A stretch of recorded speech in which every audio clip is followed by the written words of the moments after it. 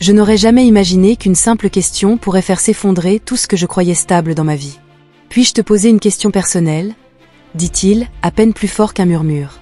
Je me souviens de la façon dont sa voix tremblait, non pas de peur, mais du poids de ce qu'il s'apprêtait à dire. J'ai levé les yeux de la table de la cuisine où je feuilletais discrètement un vieux magazine. Il y avait quelque chose dans ses yeux que je n'avais jamais vu auparavant, peut-être de la vulnérabilité ou quelque chose que je n'osais pas nommer. Bien sûr, j'ai répondu sans savoir que ces deux mots résonneraient dans ma tête pendant des semaines. Il a hésité, ses doigts se resserrant autour du verre d'eau qu'il n'avait presque pas touché, puis il a sorti maladroitement, mais suffisamment clairement, comment sait-on quand on est prêt pour la première fois ? Il n'a pas pu me regarder en le disant, fixant simplement la buée qui se formait au fond du verre. L'atmosphère dans la pièce a changé. Pas de façon dramatique, pas de tonnerre, pas de pause cinématographique, mais suffisamment pour que je le ressente dans ma poitrine. Ma gorge s'est asséchée, et j'ai dégluti difficilement, forçant un sourire pour garder les choses légères. « Tu penses à quelqu'un » demandai-je. Il haussait les épaules, mais le rouge qui lui montait aux joues en disait bien plus que ces mots. « Pas vraiment, je veux dire, personne en particulier. Je veux juste pas que ça compte pour rien, tu vois ?» J'ai hoché la tête lentement, sans trop savoir combien de vérité il attendait de moi et combien j'étais capable de lui donner. « C'est différent pour chacun, ai-je dit, mais si tu te poses la question, c'est peut-être un signe que tu n'es pas encore prêt. » C'était la réponse prudente, celle que je pensais suffisante pour clore la conversation, mais ce ne fut pas le cas. Il a levé les yeux vers moi à ce moment-là, et le silence entre nous n'était pas gênant. Il était lourd, chargé de choses qu'on n'avait jamais dites à voix haute, de moments que j'avais relégués au hasard. La façon dont il s'attardait un peu trop longtemps après une étreinte, la douceur de sa voix lorsqu'on parlait tard dans la nuit, je l'avais remarqué, bien sûr, mais j'avais enfoui cela sous la raison, sous l'instinct maternel, ou du moins, c'est ce que je me racontais. Je me suis éclipsée dans la buanderie, le cœur battant dans ma poitrine. Je n'avais pas peur, pas vraiment. J'étais confuse, ébranlée par ce calme que j'avais ressenti en face de lui, à parler d'un sujet si intime. Ce qui me troublait encore plus, c'était de constater que cela ne me troublait pas. Je me sentais vue, et ça m'a terrifiée. Plus tard, cette nuit-là, quand la maison s'est enfin tue, je suis restée allongée, les yeux fixés au plafond. Sa question tournait en boucle dans ma tête, pas les mots eux-mêmes, mais la façon dont il les avait prononcés, pas avec audace, pas de manière déplacée, juste avec honnêteté et confiance. Et c'est cette confiance qui me hantait, parce qu'elle signifiait qu'il voyait en moi quelque chose que je n'étais même pas prête à admettre. Il n'était pas mon fils biologique. Cette précision compte, même si elle ne devrait peut-être pas. Il était le fils de mon mari, issu d'un précédent mariage, et il vivait avec nous à plein temps depuis presque 2 ans maintenant. Avec le temps, un lien naturel et simple s'était tissé entre nous. J'avais été un refuge pour lui quand son père était émotionnellement absent. Ce qui avait commencé par des conversations sur l'école et les amis était devenu plus profond. On parlait de musique, de livres, de cette impression que le monde est parfois trop bruyant. J'en étais venue à attendre ces moments avec impatience, non pas comme un parent cherchant la connexion avec un enfant, mais comme quelqu'un qui, après des années d'invisibilité, retrouve enfin le sentiment d'être compris. Mon mariage était vide depuis des années. Mon mari était toujours au travail, émotionnellement absent. On ne s'était pas touché depuis des mois, et on avait partagé Paris ensemble depuis encore plus longtemps. Alors, quand son fils avait commencé à veiller tard avec moi, à me poser des questions, à rire de mes blagues idiotes, quelque chose s'était réveillé en moi, quelque chose que j'avais enfoui. Je me suis pourtant dit que c'était innocent, que je comblais les absences de son père, qu'il n'était qu'un jeune homme en quête de repères, jusqu'à ce soir-là où il m'a posé cette question. Ce n'était pas vraiment une question de sexe, c'était une question de proximité, de connexion. Et pendant un court instant, je me suis vue en lui, mon moi plus jeune en quête de quelqu'un pour lui expliquer ce qui est censé être l'amour. L'envie qu'on me dise que c'est normal d'avoir peur, que vouloir être pris dans les bras ne fait pas de nous quelqu'un de faible. C'est à cet instant que j'ai compris que j'étais en danger, pas parce qu'il avait franchi une limite, mais parce que moi, je l'avais franchie. Pas par des actes, pas encore, mais en pensée, en rejouant ces mots encore et encore, bien après qu'il soit allé se coucher. En voulant le protéger des erreurs que j'avais faites, en voulant égoïstement, dangereusement, être celle dont il se souviendrait. Je n'ai pas fermé l'œil de la nuit, et au matin, je n'avais toujours pas de réponse, ni pour lui, ni pour moi. J'ai essayé de faire comme si rien n'avait changé, comme si sa question ne s'était pas enracinée quelque part profondément dans ma poitrine, mais c'était fait. Tout semblait plus lourd après cette nuit-là. Nos conversations, nos regards, les silences entre les mots. Je me suis mise à éviter de me retrouver seule avec lui, mais d'une façon ou d'une autre, on finissait toujours par se retrouver dans les mêmes pièces, les petits matins calmes à table, la vaisselle tardive, les films qu'on regardait sans vraiment les suivre. C'est au cours d'une de ces soirées qu'il a reparlé, plus doucement cette fois, comme s'il savait qu'il frôlait quelque chose de fragile. Je ne voulais pas rendre les choses bizarres, a-t-il dit. Je ne savais juste pas à qui d'autre en parler. Je l'ai regardé longuement, cherchant la bonne réponse, pas celle qu'on formule avec prudence, mais la vraie, ce n'est pas bizarre. Tu m'as fait confiance, et ça compte. Il m'a souri, reconnaissant, et j'ai détesté la chaleur que ce sourire a réveillé en moi, quelque chose que j'avais essayé de garder endormi. Je me suis raconté que je faisais juste preuve de gentillesse, que je remplissais un rôle que son père ne voulait pas assumer. Mais la vérité, c'est que j'aimais la façon dont il me regardait, comme si j'étais quelqu'un qu'on écoute, quelqu'un qui compte. J'avais cessé de me sentir comme ça depuis longtemps. Mon mari s'était éloigné des années plus tôt, d'abord à cause du stress du travail, puis sont venues les trahisons discrètes, les flirts que je faisais semblant de ne pas remarquer, les voyages d'affaires qui n'avaient aucun sens. Il n'a jamais rien avoué, mais l'intimité est morte quand même. Avant, je pleurais pour ça, et puis j'ai même arrêté de pleurer. Le silence a remplacé les confrontations. Je n'avais plus l'énergie de supplier quelqu'un de tenir à moi. Et puis son fils est venu vivre avec nous. Au début, je le traitais comme un invité poli, distante, maternelle d'une façon très prudente. Mais lui, il était différent, attentionné. Il me demandait comment s'était passée ma journée, pas juste pour être poli, mais vraiment. Il remarquait quand je changeais de coiffure, quand je me couchais trop tard, quand j'oubliais de manger. Ce genre d'attention fait quelque chose à une personne qui se sent invisible chez elle. Il ne se contentait pas de me voir, il me faisait sentir vue. Et je me suis dit que c'était sans conséquence. Il était jeune et j'étais mariée. Peu importait qu'il ne soit pas mon fils biologique. La limite était claire, je ne la franchirai jamais. Mais les émotions n'ont que faire des limites. Elles s'infiltrent par les failles déguisées en réconfort. Je l'ai vu ce soir-là où on parlait de tout et de rien, de plats préférés, de musique qu'on aimait. Il m'a demandé si j'avais déjà été amoureuse, la vraie, celle qui fait un peu mal à la poitrine. J'aurais dû en rire, changer de sujet, mais je ne l'ai pas fait. J'ai dit oui, puis je lui ai dit la vérité, ça faisait des années. Son regard s'est adouci, comme s'il s'en doutait déjà. C'est vraiment triste, a-t-il dit. Vous méritez mieux. Je ne sais pas pourquoi ça m'a touché à ce point, peut-être parce que personne ne m'avait dit ça depuis longtemps, ou peut-être parce qu'il le pensait vraiment. Tout le monde mérite de se sentir désiré, a-t-il ajouté, pas seulement toléré. Et là, je me suis un peu brisée. On ne s'est pas touché, on n'était même pas si proches physiquement, mais l'air était électrique, comme si quelque chose de non dit était passé entre nous, quelque chose qui n'avait rien à faire là, mais qui était quand même. J'ai essayé de remettre des distances. Je me suis couchée plus tôt, j'ai écourté les discussions, mais il l'a remarqué. Un soir, il m'a demandé si j'avais fait quelque chose de mal, et cette question a ébranlé mes résolutions plus que tout, parce que non, il n'avait rien fait de mal. Il avait été sincère, gentil, honnête. C'était moi qui n'arrivais plus à distinguer où s'arrêtait l'affection et où commençait le besoin. Ce n'était plus un enfant, il devenait un homme maladroitement, avec tendresse. Et il n'avait pas de mère pour le guider, il avait moi, et ce rôle était sacré jusqu'à ce que je commence à désirer plus que sa confiance.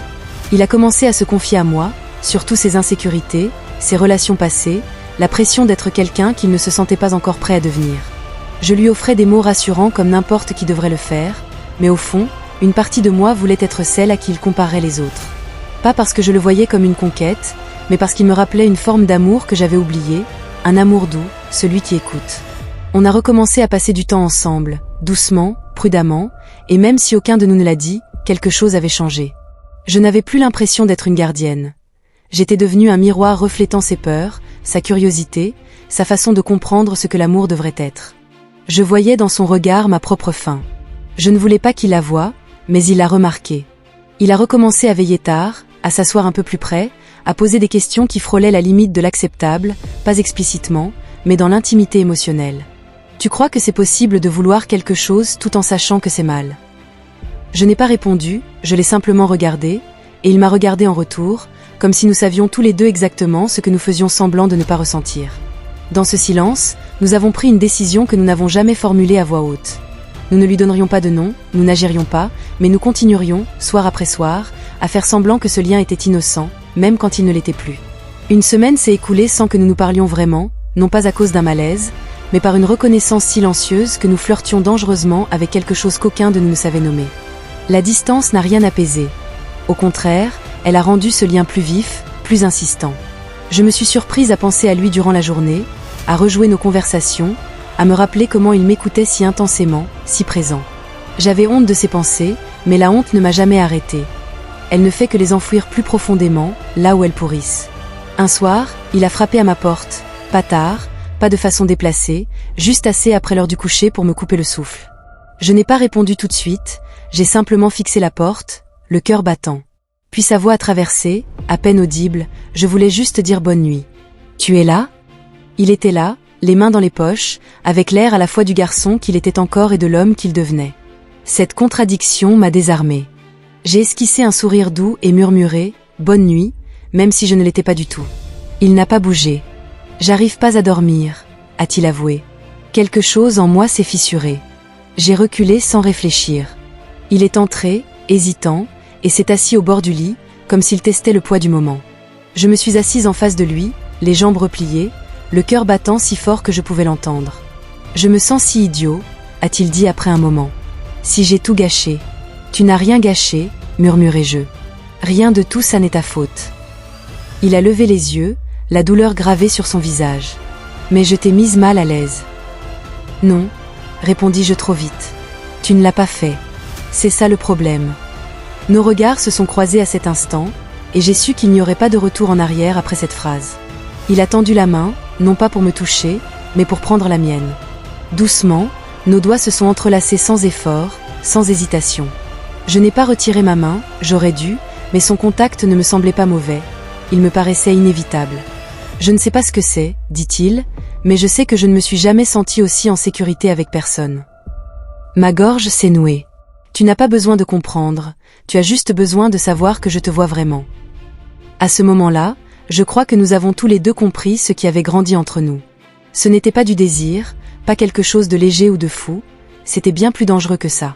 C'était de la tendresse, cette proximité douce et douloureuse qui naît du fait d'être vue, connue et malgré tout acceptée. Il s'est penché, pas avec assurance ni même audace, juste assez pour effleurer la limite.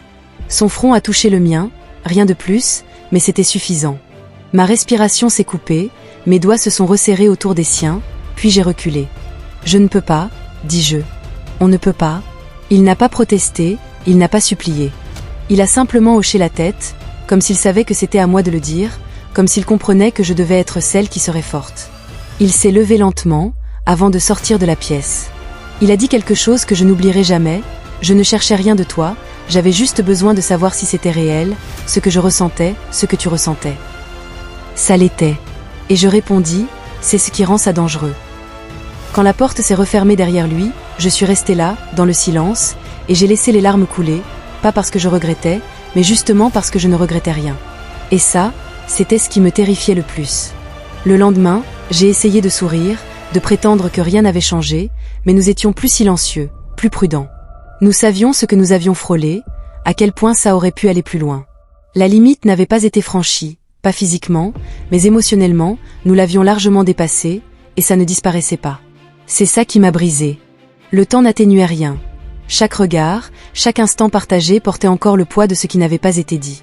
Un soir, il est revenu me parler, pas avec du désir, mais avec des questions sur son avenir, ses projets, ses peurs.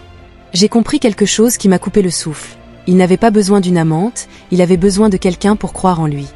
Et moi, quelque part en chemin, j'avais confondu sa recherche de réconfort avec ma propre faim d'être désirée.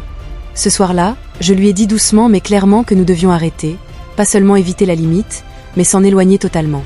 Nous ne pouvions pas être l'échappatoire émotionnel l'un de l'autre.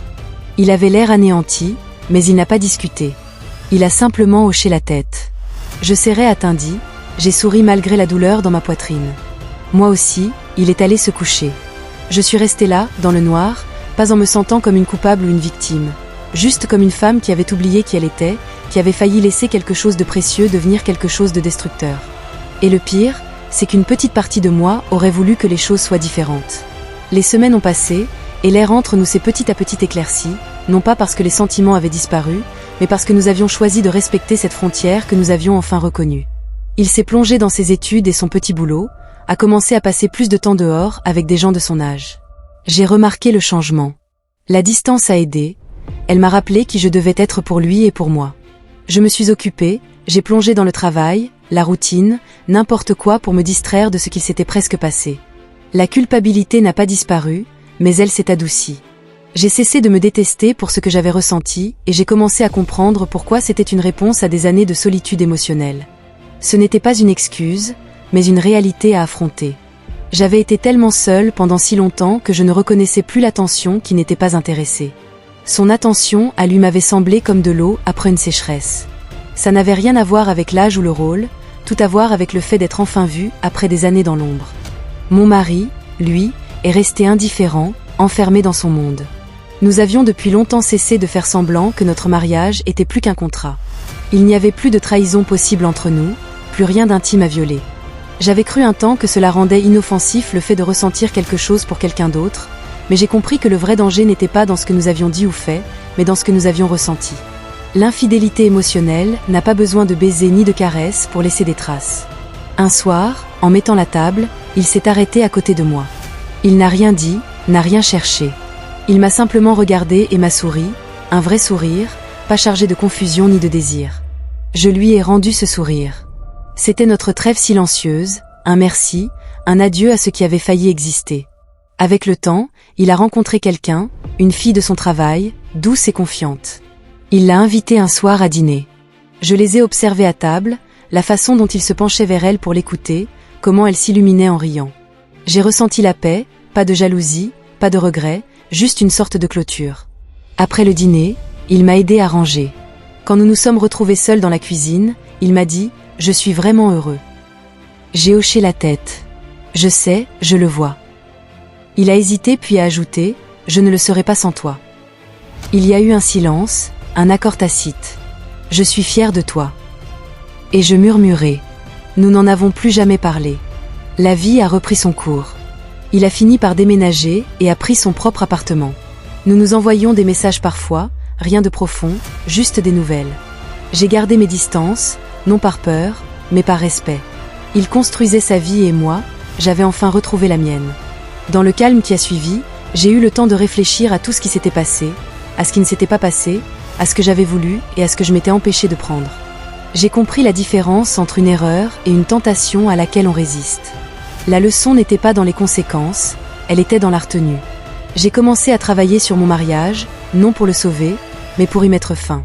Honnêtement, nous avons divorcé dans le calme, sans cris, sans drame, juste la voix de deux personnes qui avaient cessé de se voir depuis longtemps.